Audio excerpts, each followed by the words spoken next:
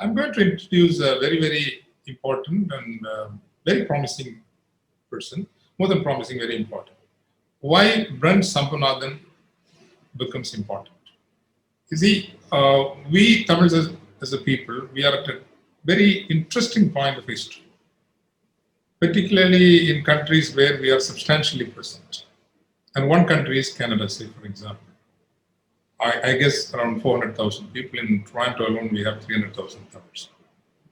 இப்போ அந்த நாட்டிலேயே பிறந்து அந்த நாட்டினுடைய ஒரு பண்பாட்டு வரலாற்று சூழலில் வளர்கின்ற இன்னொரு தலைமுறை.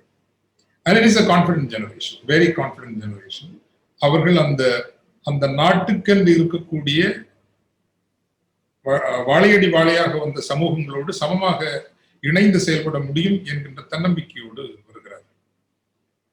Now, இந்த தலைமுறை they may not speak Tamil. They may not even know all the customs of ஒரு Tamil tradition. But good number of them, at least the first generation, carry a Tamil consciousness.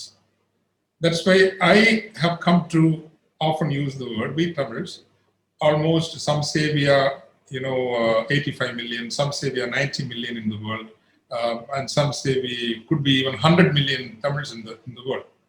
உலகத்தில் of course உங்களுக்கே தெரியும் 5 லட்சம் 10 லட்சம் 1 million இருக்கிறவங்க, 500,000 people, அவங்க எல்லாம் வந்து தங்களுக்குன்னு ஒரு அரசு வச்சிருக்காங்க, இதெல்லாம் வச்சிருக்காங்க. But we are 100 million people. So I have come to coin the word, we are a cultural nation, a nation without a state, or we are a cultural nation. The consciousness இருக்குது தமிழுக்காக இருக்கணும்னு, ஆனா அவங்களுக்கு language தெரியல. இப்படி ஒரு new generation வரப்போ, if we miss out on this generation, we have lost them forever. தமிழுக்கு அவங்க இல்லை. ஸோ வெறும் மொழி தெரியவில்லை என்பதாலேயே அவர்களை நாம் புறக்கணித்து விட முடியாது. Of course, language is our identity and we will have to devise ways to teach them and transmit to them our cultural heritages, beginning with language. It's a must.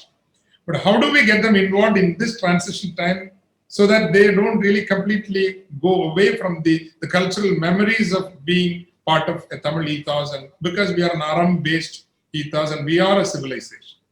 So, idhila thaan Bren vanda, I met him in Malaysia summit. அவர் நடந்து வந்த அந்த தோற்றமே அப்படி ஒரு, it was so exciting and kind of ஒரு அன்றைய ரோமாபுரி சாம்ராஜ்யத்தில் வந்து கொலோசியத்தில் ஒரு emperor எப்படி நடந்தாருக்குமோ அப்படி நடந்து வந்தாரு. Such a tall man, very, very kind of rather than intimidating, very, very affirming, self-confident ஒரு பர்சனை நான் அந்த மாநாட்டில் சந்திச்சேன். அதுக்கப்புறம் ரொம்ப கான்டாக்ட் இல்லைனாலும் suddenly conversation popped up. Why don't we think of the rise generation next? I thought it was a brilliant idea. You will all agree with me. இவ்வளவு முயற்சிகளும் இது தானாக நடந்தது, நம்முடைய உழைப்பினால் முயற்சியினால் மட்டுமே நடந்ததல்ல. எழுமில் இந்த தமிழுக்காக, தமிழ் மக்களுக்காக தானாக நடக்கிறது, இயற்கை வழிநடத்துகிறது, ஏதோ ஒரு பேராற்றல் வழிநடத்துகிறது என்றுதான் நான் எடுத்துக்கொள்கிறேன். Meeting Bren was also such kind of an experience, and he came forward to take up this responsibility to give a framework and a certain vision direction, and probably do the groundwork to establish the Tamil Gen Next. And this is very, very important for Tamils for the 21st century, particularly those who are in the United States and Europe and Canada. This is going to make the difference. And he was saying that we Tamils can compete with any top companies in the world. We can create, with the new young generation, we can create any enterprise, Tesla மாதிரியோ, Microsoft மாதிரியோ, Google மாதிரியோ. அந்த நம்பிக்கை விதைத்த ஒரு great personality. Unfortunately, he went with an accident a couple of days before. Still, he is under treatment. Probably he is still in the hospital. Yet, he has coordinated everything and he is here. I think he deserves a huge, huge round of applause from all of us. And welcome, Mr. Bren, probably from the hospital, to this wonderful forum here. And introduce other co-panelists, because I don't know much about them. I request you to introduce them. Welcome, firstly. Second, no, I'm home now. I'm recovering from home. Got home earlier in the week. Father, thank you very much for that quite an uplifting introduction. Having said that, welcome to all first and foremost. And I'm going to speak in English because naanga Tamila valarkonum endu sollittu naane Tamila kollakodadu. So I'm going to speak in English. Having said that, as all of you know, every generation has advanced humanity forward, and we've all had, has also brought with us some degree of destruction as well. Whether it be advancing countries' resources at the cost of a war, or industrialization at the cost of our planet, or connecting the world at the cost of creating a social dilemma. Yet much of the world's population is still at a disadvantage, and whether it be access to quality healthcare, food and water, shelter, or education. And education and entrepreneurship, I believe, are the greatest equalizers in the world.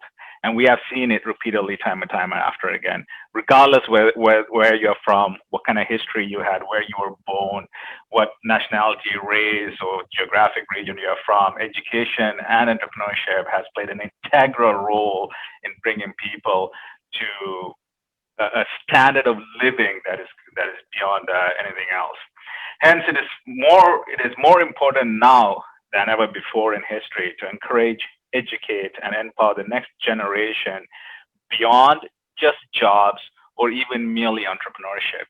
I believe we have a moral responsibility to encourage them not to be just doctors, but to elevate the humanity's health, not to be just engineers, but to create sustainable, meaningful coexistence of the people and planet, not to be just lawyers, but to fight for equitable civilization, not just build businesses or start businesses for the sake of just making some money, but to create value that's comprehensively benefit the entire world and with due consideration to the planet's people and the planet itself. So at the next generation, at the Rice Next Generation, we are encouraging, educating, and empowering those young people who dare to make humanity more humane, treat the planet as we would treat our own mothers. After all, there's a reason why we say Mother Nature. And those who see human race as a multiplanetary species.